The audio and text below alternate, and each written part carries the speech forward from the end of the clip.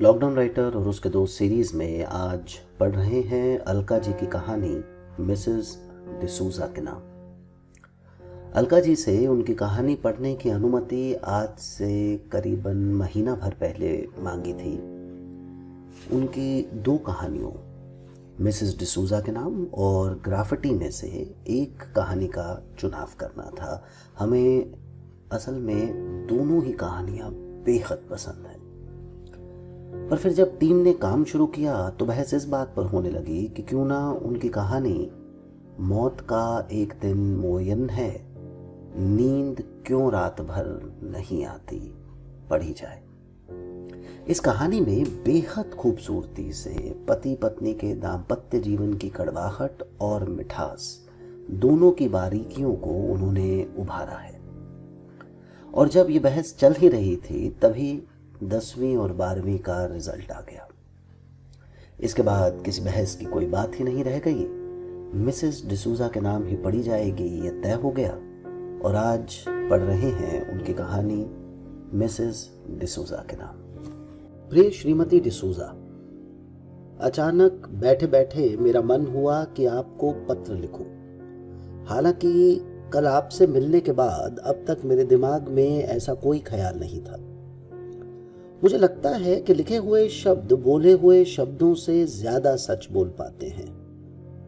कल आपसे बातें करते हुए मैंने महसूस किया कि मेरे शब्द अपने आप बदल जाते थे। यहां तक कि कई बार मैं बोलना कुछ और चाह रही थी पर बोल कुछ और जा रही थी।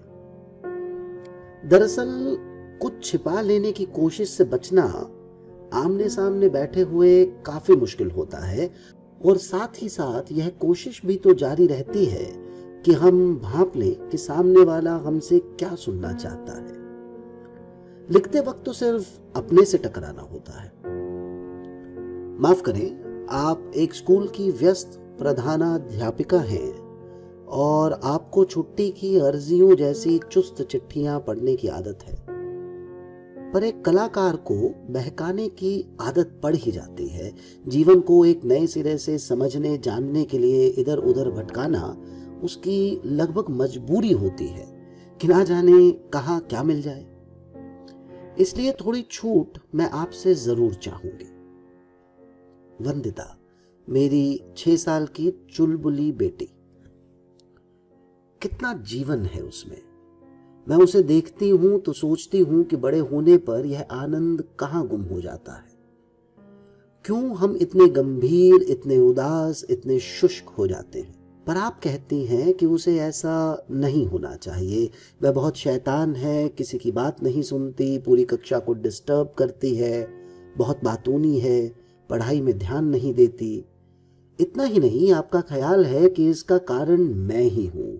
मैं अपने संगीत के कार्यक्रमों में व्यस्त रहती हूं, उस पर पूरा ध्यान नहीं देती, इसलिए वह सबका ध्यान अपनी तरफ खींचने के लिए इतनी शैतानियां करती है। कितनी आसानी से आप एक के बाद एक आरोप मुझ पर लगाती जाती हैं। आपकी काले फ्रेम के चश्मे में से झांकती सिलवटों से घिरी आंखें जैसे मेरे आर पार चली जाती हैं। आप अपने निकाले हुए निष्कर्ष मेरे मुंह से सुनना चाहती हैं। आप कन्फेशन चाहती हैं। और लीजिए, मेरी आंखों में आंसू डबडबा आते हैं। मैं जानती हूं कि आप इन्हें पश्चाताप के आंसू समझ रही हैं। आपके चेहरे पर आत्मसंतोष आकर आपकी तनी हुई रेखाओं को ढीला कर देता है। मैं आपको अपने आंसुओं का राज नहीं बताती। उनके कारण ही मुझे आपसे मुक्ति मिल जाएगी ये समझकर चुप रहती हूं। चुप तो आजकल मैं अक्सर रहती हूं मिसेस डिसूजा, क्योंकि मैंने देख लिया है कि किसी को कुछ समझाने का अर्थ है कि आप एक सस्ते किस्म की अखाड़ेबाजी में उतरकर अधिक से अधिक नंबर लेने की चेष्टा करें। मुश्किल तो यह है कि कितने भी नंबर आप ले लें, तकलीफ कम नहीं होती, और जितना नजदीक का व्यक्ति हो तकलीफ उतनी ही अधिक होती है। इसलिए अभी उस दिन मैंने अपनी बहन नीलिमा से भी कुछ नहीं कहा। नीलिमा ने वंदिता की स्कूल की डायरी देखकर मुझसे कहा, दीदी तुम बुरा मत मानना, पर क्या तुम्हें बुरा नहीं लगता कि वंदिता की डायरी में 2 जगह लिखा है कि वह कविता याद करके नहीं आई और एक जगह लिखा है कि वह कलर पेंसिल नहीं लाई।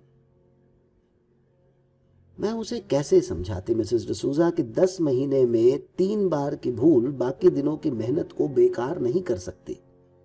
मन तो मेरा हुआ कि उससे कहूं, नीलिमा, क्या तुम उन अनलिखित शिकायतों का ब्यौरा भी रखती हो जो तुम्हारा मन तुमसे रोज करता होगा? अगर मैं अपने सितार को शादी के बाद ताक पर न रख देती तो क्या पता पर मैं चुप रही। मैं उससे उसकी यह खुशी नहीं छीनना चाहती थी कि उसके बच्चे की डायरी में कोई शिकायत कभी नहीं लिखी गई। ऐसा क्यों होता है मिसेस डिसूजा? आप लोग सब मुझे क्यों बार बार कटघरे में खड़ा करना चाहते हैं? क्यों मेरे इर्द गिर्द के लोग मुझे हर वक्त बताते रहते हैं कि फला औरत अपने बच्चे के पीछे 2 घंटे तक खाना लिए लिए घूमती रहती है क्योंकि वह खाना नहीं चाहता। फला औरत अपने 5 साल के बच्चे को 4 घंटे पढ़ाती है। क्या आप भी औरों की तरह यही सोचते हैं कि औरतों को अपने लिए जीने का कोई अधिकार नहीं? क्या मेरे जीवन में वंदिता और संगीत एक साथ नहीं रह सकते? क्यों नहीं रह सकते मिसेस डिसूजा? मेहनत मुझे करनी होती है, परेशानी मुझे होती है, किसी और को उससे क्या मतलब है? वंदिता जब कभी बीमार होती है तो क्यों सब मुझे अजीब सी निगाहों से देखने लगते हैं? यहां तक कि वंदिता के पापा भी मुझे कहते हैं कि उसका ध्यान रखना, जैसे कि यदि वे नहीं बोलेंगे तो मैं ध्यान नहीं रखूंगी। औरों की तो छोड़ो, आपने कितनी आसानी से निष्कर्ष निकाल लिया कि सारी मुसीबतों की जड़ मेरा संगीत है, जबकि आप दाखिले के समय इंटरव्यू में कितनी खुश हुई थी यह सुनकर कि मैं रेडियो की नामी कलाकार हूं। मुझे लगता है मिसेस डिसूजा कि सब लोग नतीजे तो चाहते हैं, उन पर पीठ भी थपथपाते हैं, पर नतीजों तक पहुंचने के लिए जो यात्रा करनी पड़ती है उसमें कांटे बिछाने से नहीं चूकते।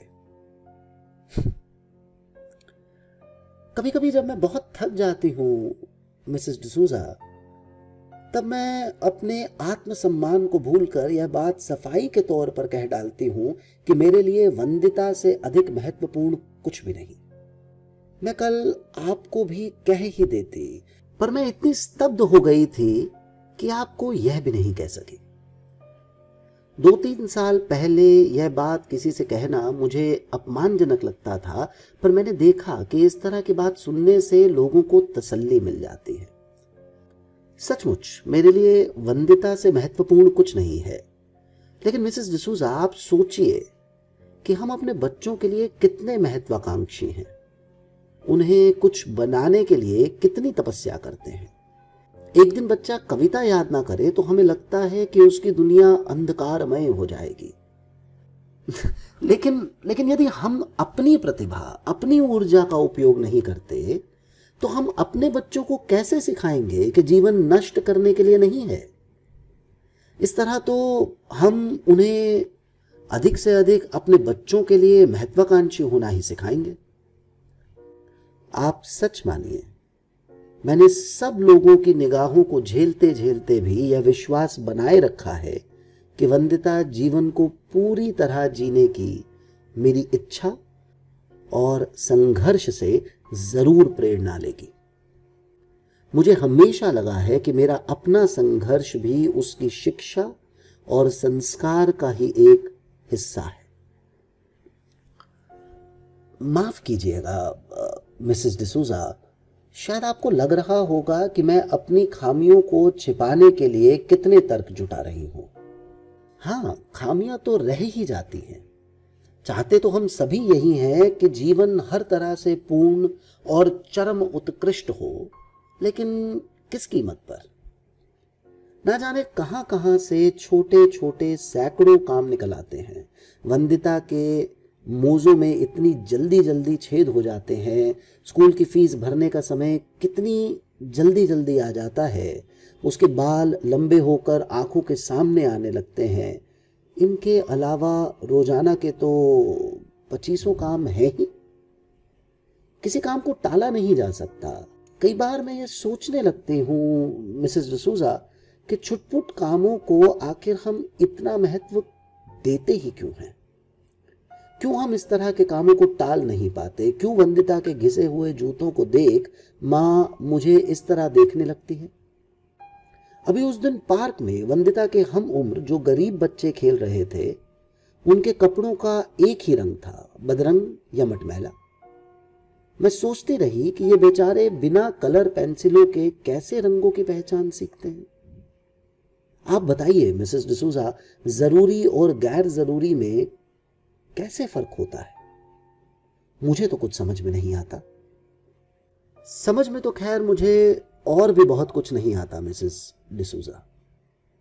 जैसे कि मुझे यह भी समझ नहीं आता कि इतने हंसने खिलखिलाने वाले शैतान बच्चों के बीच रहकर भी आप इतनी गंभीर कैसे रहती हैं।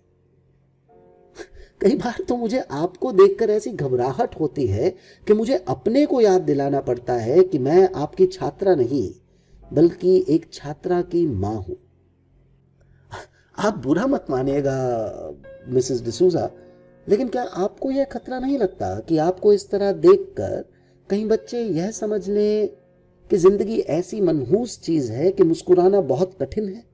एक और बात जो मेरी समझ में नहीं आती मिसेस डिसूजा, कि बच्चों के उठने बैठने, खेलने खालने में अनुशासन के नाम पर इतनी सेंसरशिप लगाना कहां तक उचित है? हम बच्चों को जल्दी अपने जैसा क्यों बना लेना चाहते हैं? आखिर हम कैसी दुनिया के लिए उन्हें तैयार कर रहे हैं? कभी कभी तो मुझे लगता है कि हम भविष्य से बेतरह डरे हुए हैं, इसलिए हम अपने बच्चों को सब कुछ देकर और सब कुछ सिखाकर हर तरह से तैयार करना चाहते हैं ताकि वह जिंदगी की दौड़ में पीछे न रह जाए। लेकिन ना जाने क्यों मिसेस डिसूजा, मुझे लगता है कि हमारे बच्चे और सब बातों के साथ हमसे यह डर भी सीख लेंगे। जरा सोचिए मिसेस डिसूजा, हम अपनी सारी ऊर्जा बच्चों के सहज निर्दोष आनंद को नष्ट करने में ही तो नहीं लगा रहे। मेरी एक सहेली बहुत खुश है कि उसका लड़का नए स्कूल में आने के बाद बदल गया है। पहले कोई उसे मार देता था तो वह चुपचाप सह लेता था, कोई उससे कुछ मांग लेता तो वह बिना सोचे समझे अपनी चीज पकड़ा देता था। मेरी सहेली अक्सर कहा करती थी, ऐसा नरम दिल है, ना जाने कैसे इसकी जिंदगी चलेगी। अब नए स्कूल में टीचर ने सिखाया है कि कोई तुम्हें एक थप्पड़ मारे तो तुम उसे 4 थप्पड़ मारो। आपका क्या ख्याल है मिसेस डिसूजा? क्या सचमुच आपको लगता है कि आगे की दुनिया ऐसी भयानक होगी जहां सारे गुण अवगुण माने जाने लगेंगे? माफ कीजिएगा मिसेस डिसूजा, कहीं मैं जरूरत से ज्यादा तो नहीं बहक रही, लेकिन आपसे बातें करने के बहाने मैं इस दुनिया को समझने की कोशिश कर रही हूं। पता नहीं लोग कैसे अपने बारे में इतना विश्वास रख पाते हैं कि वे जो बोल रहे हैं वह बिल्कुल सही है। मुझे तो हमेशा अपनी बात पर संदेह रहता है कि क्या पता यह उतनी सच ना हो जितनी कि मैं समझ रही हूं। वंदिता जब भी मेरा गाना सुनती है हमेशा लेट जाती है। मैंने जब शुरू में उसे टोका कि वह उठकर सुने तो उसने पूछा क्यों। मैं इस क्यों का कोई अच्छा सा जवाब खोज नहीं पाई। क्या मालूम हम जीने के जिन तरीकों को सही मानते हैं वे सही हैं या गलत। आखिर तो जिंदगी इतना बड़ा रहस्य है, उसे जान पाना क्या इतना आसान है? जो कहीं सही है वहीं कहीं गलत है, और फिर जैसी दुनिया में हम जी रहे हैं उसे देखकर तो यह विश्वास करना और भी कठिन है कि हमारे तरीके सही हैं। कितनी दूरी है आदमी और आदमी के बीच में, कहीं रंग, कहीं धर्म, कहीं पैसा। क्या सारी शिक्षा, दीक्षा, सभ्यता का अंतिम लक्ष्य उस चरम करुणा को पा लेना ही नहीं है जहां आदमी को दूसरे की पीड़ा अपनी पीड़ा जैसी लगने लगे? लेकिन ऐसा होता कहां है मिसेस डिसूजा? अभी कुछ दिन पहले वंदिता ने मुझसे कहा, मम्मी यह राहुल मेरा छोटा भाई नहीं है, यह मेरा कजन है।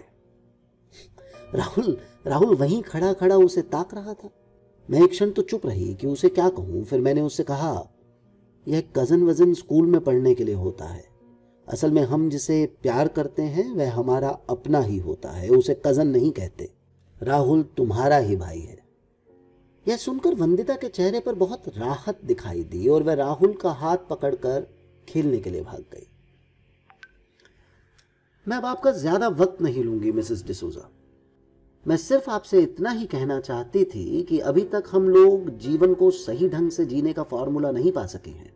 जब तक हम ये नुस्खे को नहीं पा लेते जिससे हम इस दुनिया को एक बेहतर दुनिया बना सके, तब तक हमें अपने प्रति एक संदेह भाव रखना ही होगा। हमें ये मानकर चलना होगा कि हम गलत भी हो सकते हैं। मेरी सहेली आभा अपनी मां के लगभग सैनिक अनुशासन में पलकर बड़ी हुई। फोन की घंटी 2 बार से अधिक नहीं बजनी चाहिए। किसी चीज को लाने के लिए जो दराज खोलना बताया गया हो उसके अलावा कोई दराज नहीं खुलना चाहिए। आभा में मानसिक सतर्कता और कम ऊर्जा में अधिक काम करने की क्षमता तो जरूर विकसित हुई, पर उसके अंदर जैसे सारे प्रश्न समाप्त हो गए। वह एक भावहीन चेहरा लिए पति की आज्ञा अनुसार जीवन बिता रही है। अपनी ओर से कोई मजाक करना तो दूर, किसी हंसने की बात पर वह हंसती ही नहीं। ऐसा लगता है जैसे उसके अंदर कुछ जमकर ठोस हो गया है। उसे देखकर मुझे लगता है मिसेस डिसूजा कि बहुत अधिक समय का पाबंद होने की कोई जरूरत नहीं होती। हर समय किसी काम में लगे रहने की भी कोई जरूरत नहीं होती, और ना ही यह हिसाब लगाते रहने की कि किस काम से क्या फायदा होगा। इस डर के बावजूद कि आप मुझे सनकी और पागल समझ लेंगी, मैं आपको बताना चाहूंगी कि मैंने तो पाया है कि जीवन में आलस, फुर्सत और निकम्मापन भी कुछ मात्रा में होना जरूरी है, ताकि आप रुक कर देख सकें कि आप आखिर कहां जा रहे हैं। बस इतना ही मैं आपसे कहना चाहती थी मिसेस डिसूजा। पूरी तरह सच को तो कौन जान पाया है। आपकी सुस्मिता गुप्ता। नमस्कार।